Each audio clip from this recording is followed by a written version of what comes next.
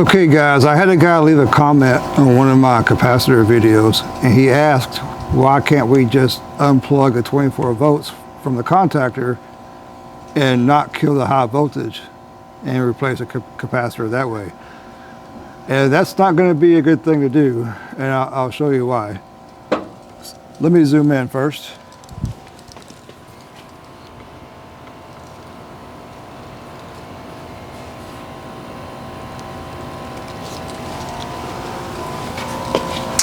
So right here, what he's talking about doing is pulling this wire off. And now we've killed our 24 volts to the contactor. And what he's thinking is that has now killed the voltage up top. We still have it down here, but it's killed it up top. And let's just check with the meter. So down here, you'll see we have 250 volts. If I can show it. Yeah, 250 volts as expected.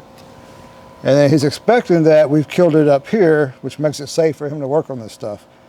So let's check it. What's that say? 0 volts?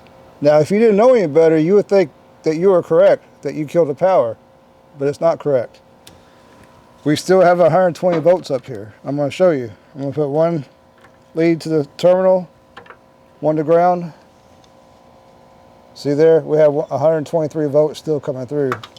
And we'll have the same thing over here when we check it. 120 volts, or 124. So why does that work the way he expected it would? Well, I'll show you. Most of your contactors these days are going to be just like this, these 1 pole or 1.5 pole contactors. If you look closely, you'll see this side of the 250 volts, which is 120, has a brass bar connected to it, and it goes all the way up to the top terminal. That means no matter what this is doing, whether it has 24 volts or not, it's always passing 120 from here to here. Only this side is disconnected from here to here. There's a little plunger in here, you can't see it. When you lose 24 volts, that pops out, kills the power to this side, but you're still fully energized on this side. It's going to come right on out the top and right to where you're working. You don't want to do that. Now, if you had a different type of contactor, it's not as common these days, a 2-pole contactor.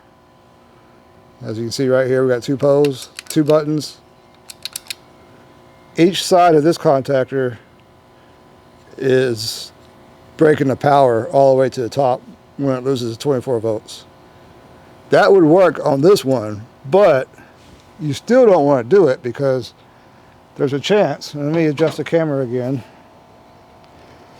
There's always a chance that even if you did kill it up here, and it actually happens a lot, I see it all the time, somebody drops this thing, and you'll see the evidence. I have a big burn mark on it right here that you can't see.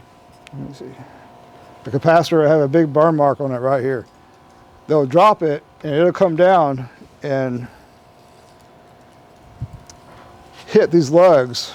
It'll come down, bounce around, pop back up, hit those lugs, arcs flying everywhere.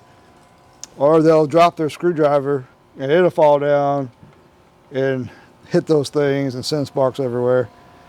Or you'll slip and fall. As silly as that is, you'll fall down, you'll stumble, which isn't hard to do behind one of these ACs right up against the house. And when you fall, your hands or your arm will bump these hot terminals. So it's just not a safe thing to do. The recommended way is always kill your power at your disconnect box or your breaker. Check the contactor with the meter. And in the previous video, I showed you guys how to check that. You're just going to put your meter here and make sure you don't have 250 volts. And let's just do it right quick. You always want to check, just like this. Make sure you don't have 250 volts. In this case we do, but if that says 0, that doesn't mean you're out of the woods. You still need to go from each terminal to ground and make sure you don't have 120 volts. because that can happen if there's something wrong with the breaker or disconnect box. And I went through that in another video that you can go check out. So I hope that helps. If you liked it, please subscribe. See you later.